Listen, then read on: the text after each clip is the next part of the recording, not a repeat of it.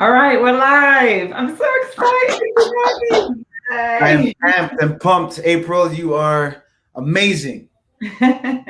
Well, so are you. And I am so excited to bring you into my community, into my retail community on my LinkedIn Live. I know we're on live on YouTube today. We're live on our Facebook platform and we're live on LinkedIn on my feed and on the Retail U page. So I'm just so thrilled to start this conversation with you with the Retail U community. Yes. Retail, like I've been in it for 25 years. I started Retail U because I'm passionate about leadership and education. Right. And when I found you guys in the fall through a friend, I was just like blown away with what you're doing because to me, youth a lot of them get their first jobs with us in retail. We hire students and teens. And I was like kind of reflecting on this last night that last year was a year where a lot of those teenagers didn't get to have that first job experience with us and learn these kind of life and leadership skills that we kind of give to them in their early, that formative time of first jobs like teamwork and all this stuff. So you guys, what you do is even more important now than ever because of the world that we're living in. I saw my 17-year-old son go through a lot. So we're going to just have an amazing conversation with you today, Orlando. I'm so excited. So I want you to introduce yourself because, people will join the feed or people will watch this back afterwards. We're going to share it with everybody. So I'm April. Everybody pretty much knows me from Retail U. This is this is my LinkedIn feed. But I want you to share who you are, what you're doing, and really talk about your mission because you're so passionate, and then we'll get into more like conversation just organically. Absolutely. So I'm gonna try to stay calm. I'm gonna try to stay calm, April. Big shout out to Conrad Pramza who connected us. High school superstar, one of my teammates. But it's in this spirit of the recognizing that we journey together. Right? There's a quote that says, "If you want to go fast, go alone. If you want to go far, go together." So for us, at One Voice, One Team. My name is Orlando Bourne. I am the founder and executive director at One Voice, One Team. I speak to companies, I speak to organizations and schools and leaders about how you can use your gifts, talents, lived experiences to pour into the lives of others. We do that through what we call the spirit of Ubuntu. Ubuntu is a Swahili word that means I am because you are. So the connection, the human connection, is what we seek to equip people to always see first, right? So as you mentioned, April, over this last year, there's been a number of things that have challenged perspectives, right? There's been shifts in terms of our, normal day-to-day activities and even in terms of how we interact with one another.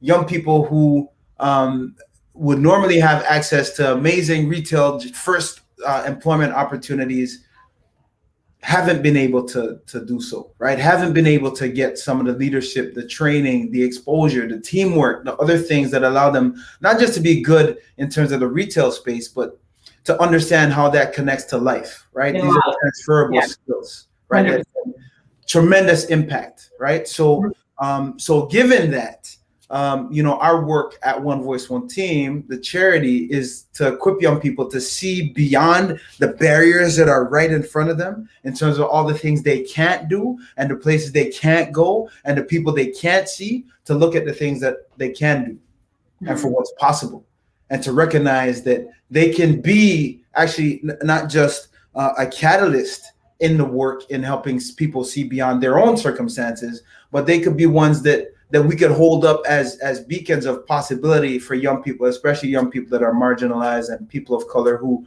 are even at greater adverse effect in terms of some of the things that we're challenged by right now, COVID and anti-Black racism, anti-Indigenous racism. So when we think about our role in terms of how we show up, there's really the possibilities are limitless, right? Because we've seen young people go from being prepared to get involved in antisocial or gang activity. We talk to young people in prisons, and they resoundingly, the messaging centers around understanding that they belong, understanding that what's happened to them doesn't dictate what is possible for them, and understanding that they belong to something that's bigger than them.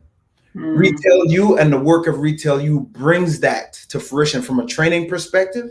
We do it in terms of what we do in schools and in classrooms and through assemblies and workshops. But there's so much more that's possible. As you mentioned, April, the need is huge. Yeah. Right now. Yeah. You got 3 teenage boys and they're going through it. At first, when things hit, they're like, woohoo, extended March break, let's go. And then about a month in, they're like, can I go back to school? Can I please go back to school? Right. So, so when we show up now through this partnership, we won't be able to put a finger on the grand scale impact that we'll have, because it could impact generations from now. Yeah. I want to go back a bit. I want you to share a little bit about your story about how One Voice, One Team came about and why this became a mission for you, because I think it's important that people understand and hear this. Yeah. If you're watching this and you haven't seen the video yet and watched it and learned a bit about Orlando's story, I'd love you to share this. You don't have to go into detail, but I know you share this story all the time, but I think it's super powerful for this community to know, because I think it's people go along in their day and they kind of wait for somebody or their organization to start a group or do something, or they don't know how to get involved or what makes people get involved or what lights up that passion inside of somebody to go after something. And I think that's inspiring how you did that and why you did it and where it came from. I'd love you just to share a little bit of that story. Absolutely. So I've always been passionate about community and serving and giving back. It's something that we were kind of raised to do. Not that the adults in our families were like, hey, when you get older, you got to make sure you're doing. It wasn't like that. It was always leading by example. So April, they would talk about, making sure that other people were good. In other people in our community, if kids needed to be babysat, they would, our house was open for that. If someone was in need of food, our house would be open for that, even when we didn't have enough for the folks in our house. Yeah. Right? But it was recognizing that someone might have less. So it's this modeling of using what you have to make a difference for other people that has been galvanizing. So, I had a chance to play some professional football. And for me, football was a platform from which I could serve. I didn't know exactly what area of service I wanted to get involved in. So I tried a whole bunch of different things. I was working with police, training police in racial sensitivity, also going into schools with police officers to encourage young people to stand up for the right thing. We were working with sick kids, homeless youth, refugee families, newcomer families, feeding people in need, building houses with Habitat, just doing a lot of different things and trying to figure out what is it that really speaks to my heart. And, as I was doing that, I was going into my 5th year as a pro athlete. I was 26 years old, married to a hottie. We had a 1-year-old son, and she was pregnant with our second. And, I signed a contract extension, was excited to go celebrate the extension. And when I was going to meet up with my teammates, I got to the meetup location first. And as I was talking on the phone, waiting for my teammates to come, I was accosted by 2 armed men who, threatened to shoot me in the head. They started to beat me until the skin on my head split. And to make a long story short, it turned out that the 2 gentlemen that I was assaulted by and almost killed by were 2 corrupt undercover police officers who actually worked for the same police service that I was their spokesperson. Wow. And I did a ton of work with their officers and went into schools. So because I worked with many amazing officers in that force and in other forces, I knew that someone was going to stand up, April, and say, hey, we made a mistake. That shouldn't have happened. Until no one did. And when they realized that I was their spokesperson, a huge cover-up began, where I was taken to prison. They planted drugs by my car, charged me with assault, charged me with possession of a controlled substance. It was just this crazy, unbelievable, those, I don't know if you've ever had any of those pinch yourself the next day. Like, is this really happening? Is this really real? That's how we. Not like that. Not like that. Right. Well, that's how we were living in that. Like, is this really happening for, almost 2 years, going through the court system. And one of the things that that we were thinking about was the notion that this has to be for a greater good. There has to be a bigger purpose. this has to be something that we could use to make a difference, because that's what we're about. We're about serving and making a difference. So to make another long story short, the arresting officer in my case, while I was on trial, he was arrested. He himself was arrested by the RCMP for trafficking cocaine. He ended up being charged, convicted, sentenced to go to prison. I was acquitted, and then we filed civil litigation. The journey was incredible in terms of being really getting this firsthand experience in terms of the system, right? The system, going to lawyers and trying to get legal representation, and the lawyers saying, you should probably just plead guilty, because you're black, because you're a black male. That was heavy for me. And I was like, you know what? You're not the one. So we left and went to another lawyer. When they said the same thing, or they actually said, we don't want to upset the system because it's so big. And I'm just like, but what about justice? What about the truth? Right. And they were basically like, it's not about that. Given the fact that you're a black male, the system it's just not designed for the truth in your favor. And so I'm looking around like, is this common knowledge? Like, because it seems to be a common theme, but I had a hard time, accepting that's just what it is, and that's just how it's always going to be. So we started thinking, how can we move the needle? How can we help people actually see the humanity in other people, and then be willing to stand, even if it means standing in harm's way or standing uncomfortably in defense of someone else's humanity? Right. And so people said, are you going to work with police services? I said, I'll work with any police service that's ready to do the work. Absolutely. But we're going to go upstream and work with young people so that we're building into them the strength to stand for someone else's humanity, even if it's difficult or uncool or means standing in harm's way. So that's how One Voice, One Team was built out of that journey. People thought, I was crazy and that we were crazy to start a nonprofit, while I was still dealing with the court situation. And for us, it's, I've always said it's not about me. It's not about us, like as individuals. It's about the greater us, a greater collective. So, and I think and I think this is a really important conversation, because what you're sharing and how the system is not set up for, let's be real, like it is what it is. Like I have 2 kids and they're both mixed race. Yeah. And my son last year looking for a job was like, oh, Mom, I'm not going to get a job because I'm black. Like he basically said it. And I was like, I didn't know what to do at that point as a single parent raising these 2 kids. Like I didn't have that experience that they had in life. And I'm lucky that I have a best friend that's Jamaican that always said to me, you're not going to have the same experience as them in life. You're just not. Like I know I had an amazing career and got where I got because yes, I did the work and I'm hardworking, but I know I had privilege to be able to do that, to walk into jobs. And I never really had those conversations with my children growing up as a single mom raising them, right? So I leaned on her a lot.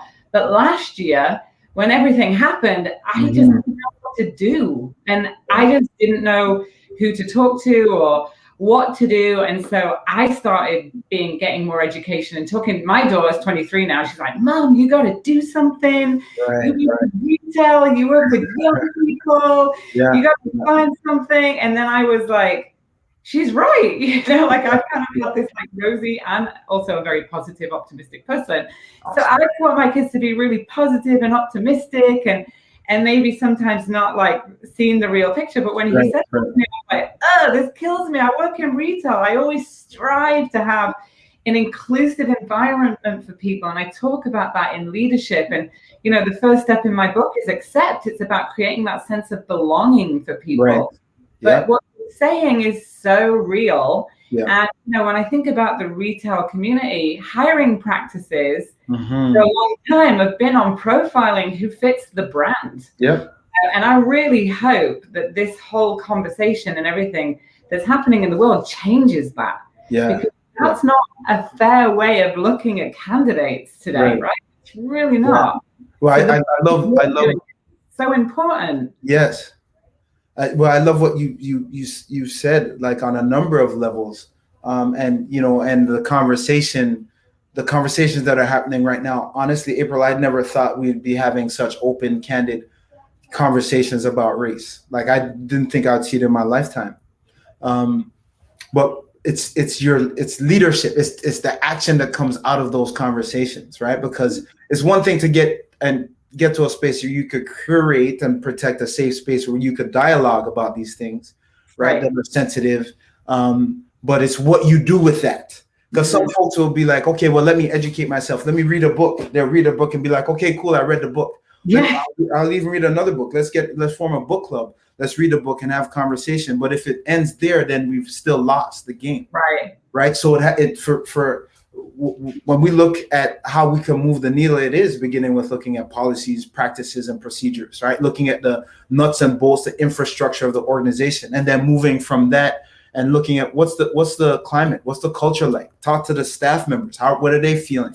Right? Talk to the people of color that are serving in that workspace. Do they feel welcome? Do they feel like their voices matter? Do they have representation at the tables making decisions?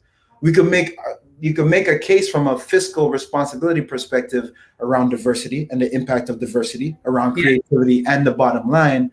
But just from wanting to make sure that we are being inclusive and making sure we have voices at the table that represent different lived experiences, different journeys, we would be remiss if we're not actively seeking to do that, because the status quo isn't that.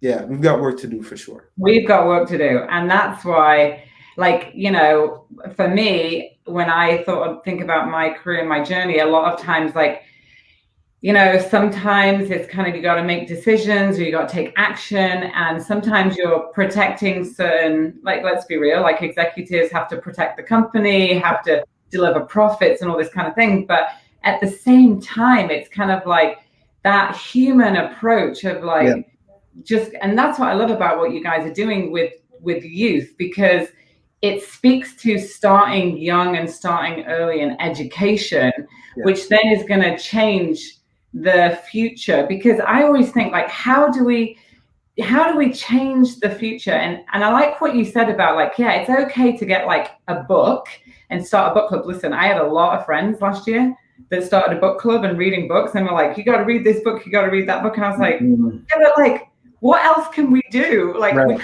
just start a book. It's good to get educated, but then what else can you actually do to make an impact? And I think that's the conversation of why now? Why as Retail U working with you guys right now, and why now is this so important? For the retail community to come together and support you. What can we do to support you? Because in North America, there's 23 million people that work in retail, right? And it's a huge population. And I did some posts. I've been posting like a maniac for the last 2 days. 1,000 people online. Do it. We're grateful for that. Just gave this much money. Do you know what it can do? But a lot of organizations where people are kind of skeptical about, where's my money going? What's the impact it's going to have? What's it actually going to do? And just, what creates that person to take action? Because that's what I'm an action person. I'm if you're going to say you're going to do something, learn something, put it into action the next day. That's what I'm known for. So, talk to us a bit about that. Why now? Why is it so important? What can we do? Yeah. So the why now, if you look at, there's been a number of studies that have come out recently about the impact on the pandemic, or what some would say the dual pandemic of racism and COVID, and its disproportionate impact on, racialized and marginalized communities, right? So you think of we're in the thick of this life-shifting experience that is going to have impact down the road, right? It's impacting people right now, but the impact of these moments and of this time will be felt for a long time from now. So when we think about opportunities for us to help people find hope in these times, I can't even underscore it enough. I want to do jumping jacks. I want to do push-ups to help people understand. It's so important. It's critical to help people find hope in these times, because there are people out there that are giving up. right? And giving up on life, giving up on relationships, giving up on their businesses, right? Because they don't feel like things are going to ever get better, right? So when we can come in and come together and give somebody hope and perspective and understand that just because you're going through this traumatic time or just because life has shifted doesn't mean that dictates what's possible or not possible for you going forward, right? It's really what we do with this time. And I know, I don't want to be insensitive to the fact that there's been loss of jobs and loss of lives and loss of connections and loss of in terms of what life has been. People are like, going back to the new normal, which I don't necessarily like that term. Life just is what it is. Yeah, and I think there is no going back to new normal. There's no going back. This is just it's been so much has happened. It's been a year. Yes, 100%. And good things. I'm always the positive, optimistic. Good things can come out of crisis, right? 100%. When we talk to people, we go into a room and we say, "Who here has heard of post-traumatic stress disorder?" Almost every hand goes up. When we ask who in here has heard of post-traumatic growth, there's usually like maybe 5 or 10%, and people are like, "What is that?" Right? Wow. And post-traumatic growth is the understanding that you could go through something traumatic and be better because of the trauma that you've experienced, right? Mm-hmm. And just even knowing that that's a possibility can give somebody hope. And when I say better, I mean like better in terms of your understanding of your passion and why you're here, right? Better in terms of how closer you're connected to people and those who are around you, people that you care about.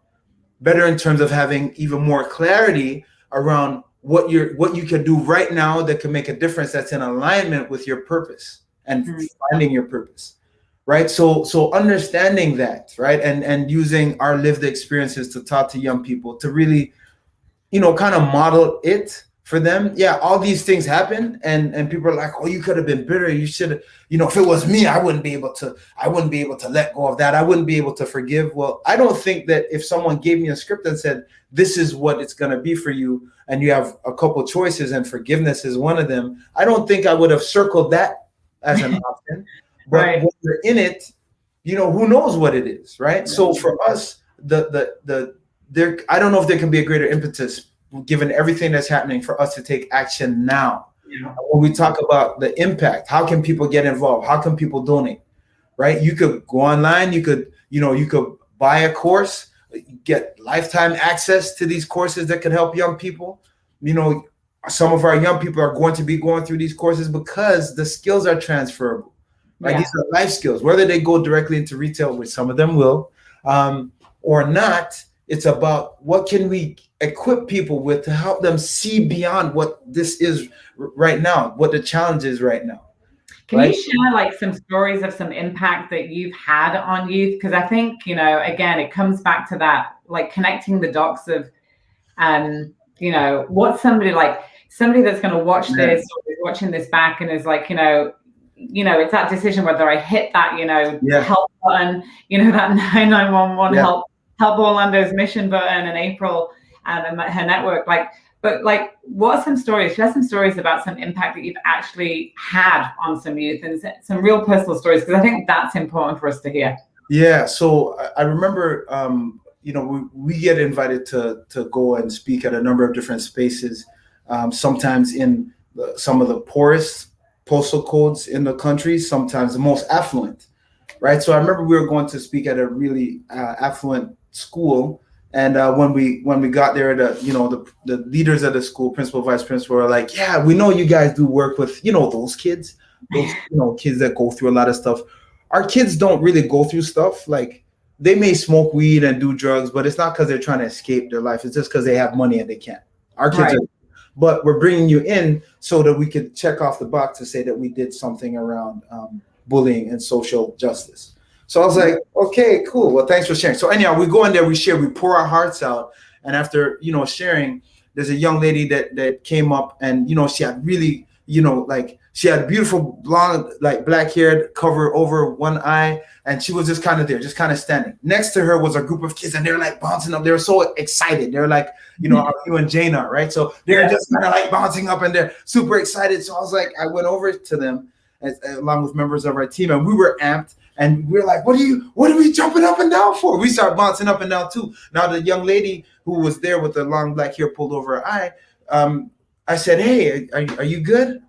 And she just stood and she leaned forward and said, I'm glad you're here. So we're like, hey, we're glad you're here too, sis. Like, we're here, we're together. And even with all the energy that we were bringing, there was no emotive response. She was just like this. And she leaned in again and said, I'm glad you're here. So we're like, do we need to talk? And she said, yeah. So we gestured to the vice principal. He came in earshot and she said, yeah. So I've been going through a difficult time. And, last Thursday, I took all of my brother's pills. I took the alcohol that was in my parents have in the cupboard, and I drank it. I was done. I wanted to leave. I wanted to end it all. And even though I tried, I ended up in the hospital. They pumped my stomach, and I didn't pass away, and I didn't know why until this morning. Mm-hmm. When you guys shared what you shared, I understand why I didn't die, because my life has purpose. This was 9 years ago. This young lady reached out to us about 3 months ago to say thank you again. So we've done something, try to keep in touch. But we've had young people say today, like we'd present right now, April, and then we'd have a young person come up and say, I was going to take my life today. Right. And give you like the time, like at 3:26 when the bell goes, I was going home and this was my plan. So, understanding that people are going through all types of challenges, and not only the young people, because we've had teachers say similar things, right? We've had corporate folk talk about their experience and how they were giving up hope on things and how they found a reason to keep going, how they found a reason to reconnect with their spouse, right? So there's been so many transformative moments. I think one of the ones that, strike at my heart, probably, I won't say the most, but it's up there, was speaking at a maximum security prison where, after speaking, a young man was like visibly shaken and walked over to a table in the room, and he slammed on the table and he said, where were you? Where were you when I was in high school, man? And he had tears welled up in his eyes, and he's like, I didn't know there was another path. Mm. You could have saved me. Wow. That's super. You can't unhear, like our staff, we brought our staff to this maximum security prison. You can't unhear, you can't unexperience those things. Yeah. So recognize it. We're just like, who else is out there seeking hope and understanding and knowing that you could be a part of that by contributing to. And it's just, and the thing is, many people don't contribute, and I would say myself included, because I'm not immune from not contributing and doing more than what I could do. And this is why me and Jane were searching for something, and so glad that we found you guys to make our business meaningful and purposeful. But so many people get stuck at that, like, oh, I can't really make an impact, so I won't take an action. Or so many people are worried about, well, what other people think, or they just won't know where to start. And I always say, I've done events where it's been like one person showed up. It should have been like 50. And I'm like, if that one person came, that means that one person needed me at that moment in that time. And I even, and I go back to every retail team I've ever led, and everybody that, if you're watching this and you work in retail, you'll relate to this, because there's many times you've had a team of 20 people, 5 people, 10 people, and you've said one thing to one person on your team of encouragement, and you don't know what they were going through, and you changed the trajectory of their life just because you were a good leader and a good manager, and that you made them feel valuable and that somebody cared. And we always say in retail, it's like we have this retail family that, you can go anywhere in the world. I mean, I've lived in 3 countries. I've got retail friends all over the world. My best friend I met in retail when I was going through some really difficult times myself. People go through things. And so that one thing that you make a difference or can say can just trigger or change a perspective. Absolutely. It is so powerful, right? It's so powerful, and it cannot be underestimated. Right. By any of us. that we have a voice, and that's why I love it that you guys are one voice, one team. It's like we have a voice, we have it to use for the power of good. Yes. And I feel like the next 10 years of our lives are going to be just working on that and helping change the future, because when you know better, you can do better, right? Absolutely. And that's our mission with you guys, with One Voice, One Team, is to get the retail community and like rally them all behind you guys so that we can make a difference in the youth, because you can only do what you can do with so much, right? And when people come together, and we know this, you guys in retail, that when people come together, we can move mountains, we can create magic, we can empower people, we can engage and inspire others. And so that's what I'm setting, like I'm putting out a call to action to everybody in my network, to everybody that ever calls me and needs a favor, I'm calling them. You know what? I'm that person that when anybody texts me or anybody messages me through LinkedIn, like, I'm struggling right now, I'm in between this, I don't know what to do. Can I talk to you? I always say yes, and I always respond. And there's a reason for that, because I know that if I don't, well, I feel compelled in my heart, like you guys do. It's like, if I don't know what could happen to that person. And that's one thing that I could have said differently or done differently. Yes. You know? Yeah, we have to help you guys. Let's be real, things take money, right? Like things take money, and we need to get everybody behind you guys to be able to support you do more. Because right now we're just going into Winnipeg, right? Yes, So talk to us a little bit about that. What does that look like, and what do you need? Yeah, so we're in the process of launching One Voice, One Team in Winnipeg. There's been an express need from folks out there who want to make a difference where the community has its greatest need, and they've identified that as being the young people, the youth out there. So we need resources to hire staff so that we could have folks going into schools, connecting young people, not just in terms of connecting them right now. For us, it's building relationships with post-secondary opportunities. We have a donor that is working on building up a portfolio so they can help with some of the post-secondary educational opportunities for young people who are marginalized, and they talk about moving them from the margins to the mainstream, right? So there's a need in terms of being able to give young people opportunities to participate in workshops, in summer camps.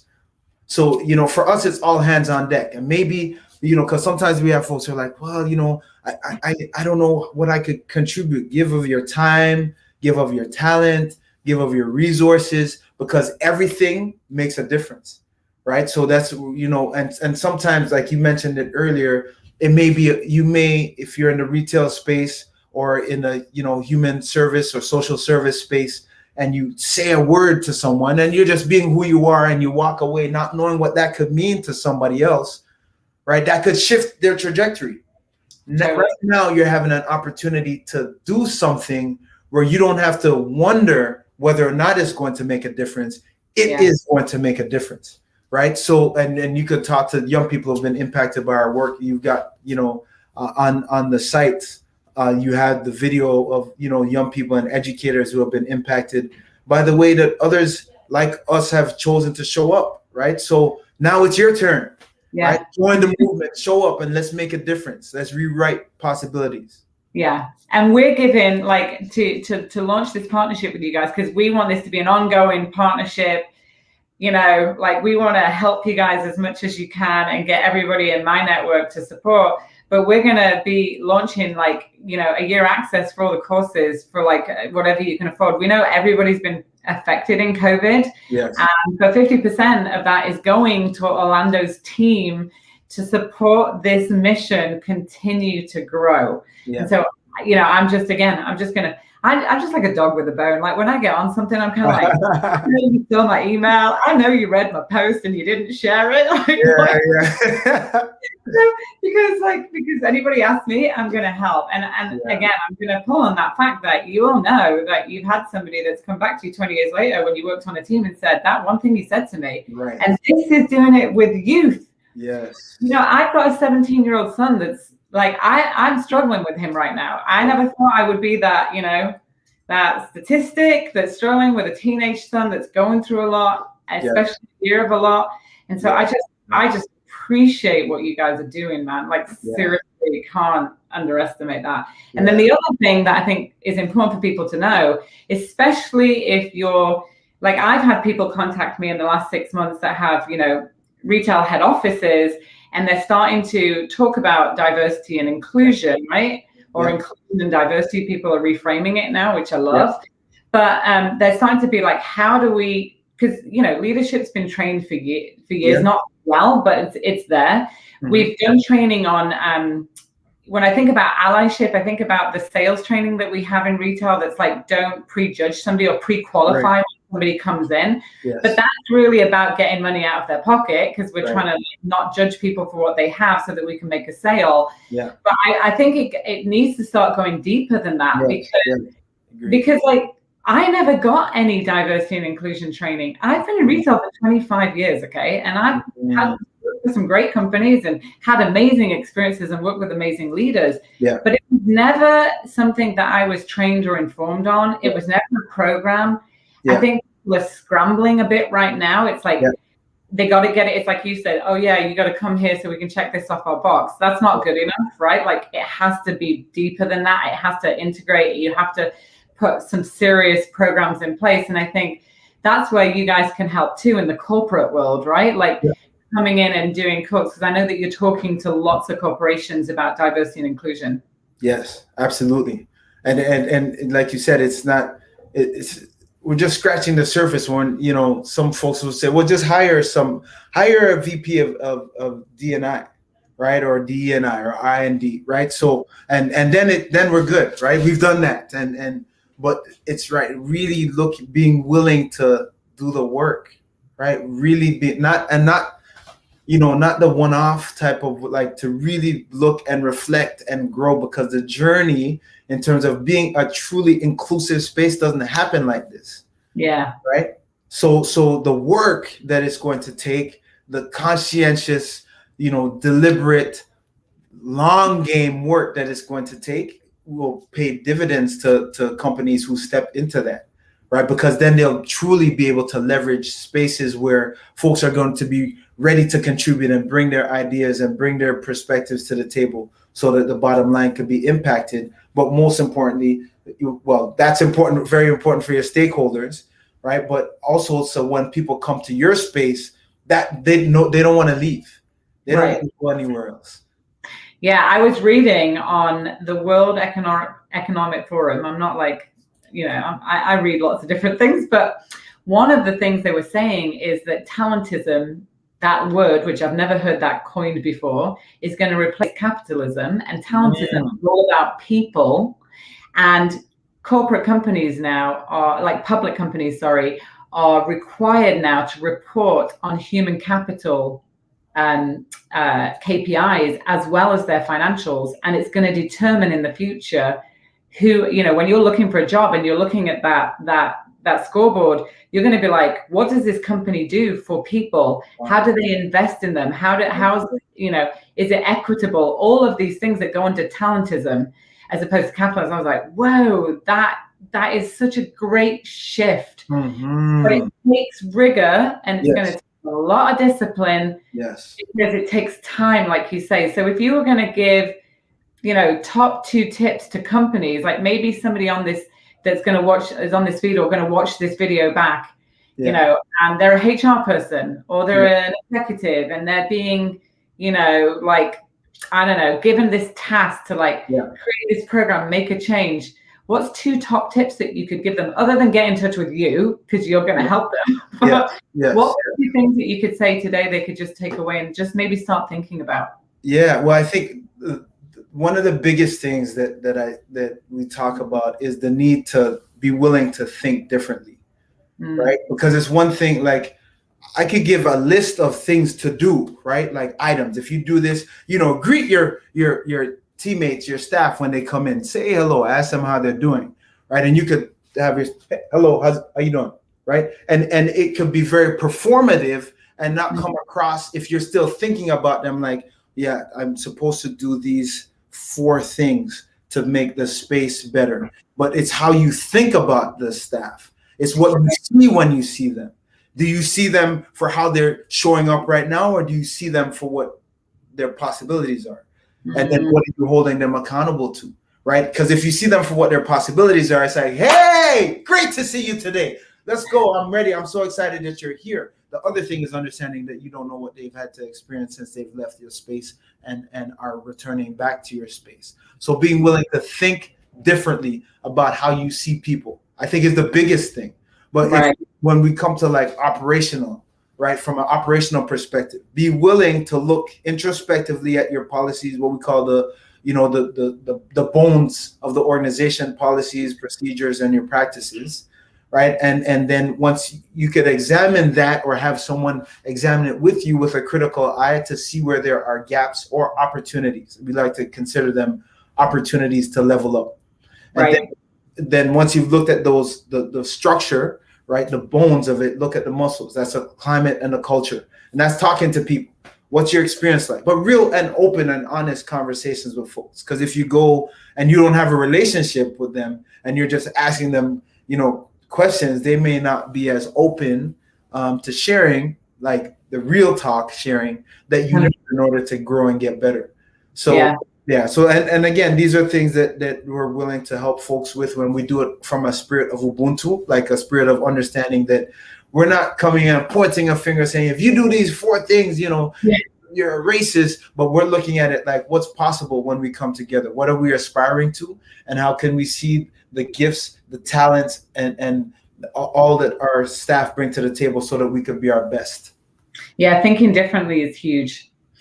It's like I was having a conversation with my daughter last year when everything, the Black Lives Matter happened. And I remember saying to her, I'm not racist. She goes, Mom, you can't say that anymore. She goes, we all know that. And I was like, I got to think differently. I got to reframe the way that I think things. And then we had a whole 2-hour conversation about it. But, but again, like, we've all got to think differently. So I'm just so grateful for everything that you're doing. And you're like, yeah, I want to jump. That's right there, because he's so excited. So I'm just looking at time. We're coming up to 42 minutes, and we said we'd wrap it up around 45. So, is there anything else that you want to share with my community, my network, anything I didn't ask you about that you think is important for us to know? Yeah, well, I think, one of the important things is to understand your ability to affect change. Sometimes people look and, they'll look at themselves and think, well, I can't. The problem is so huge, and I'm just one person. I can't make a dent in that. I can't make a huge difference. Do what you can with what you have, because what you have is enough. Right? You have more than you think that you have, oftentimes, right? In terms of your ability to contribute, in terms of your ability to shift the narrative for somebody else and be a game changer for others, right?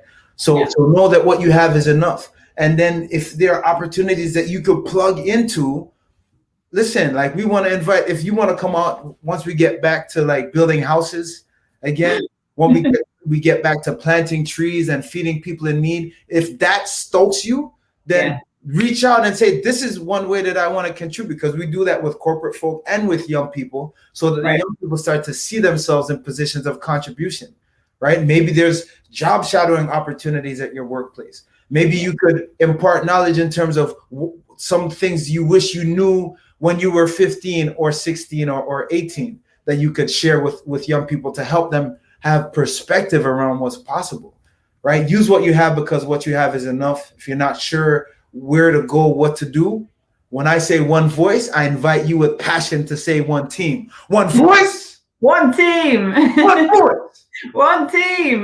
That's what it takes. Right? It takes all of us doing what we can with what we have, right? Because what we have is enough. And like we said earlier, if you want to go fast, go by yourself. You want to go far, go together. We're here, April, with you and the team, the Retail U family, because we're going together. So we're grateful and we're ready. 100%.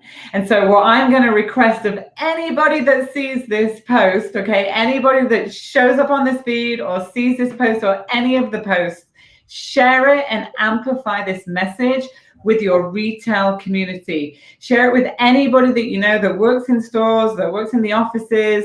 Like, post it, share it, get the message out there. Until the end of February, we've got that page up. You can help us fund more youth going through these programs, and you're going to get a whole year of leadership development. Like, why wouldn't you want to do that? It's a no-brainer. You're going to see me on lives. If you join the Retail You family, you see us on lives. And we know right now that investing in yourself and investing in giving back is going to make you feel better. It's going to do so much for you just to get engaged in a community that of people that are passionate about what we do. And we are, 100% aligned on leadership, valuing others, engaging with others, and making a difference in our communities. And my community, I am blessed to say, is a huge international global retail community all over the world that for a long time have felt undervalued, and that we don't, we're not like, we're essential workers now, apparently. Right. So that's good. But so it's our time now to step up and help you guys. So that's what I'm going to ask from everybody that watches this feed. And with that, we're going to just make a difference together. I'm so excited. So thank you, Orlando. Thanks so much for being on today. And thank you to everybody who's sharing and amplifying this message. And we're just so excited to be here with you. Awesome. Thank you. Bye for now. Bye now.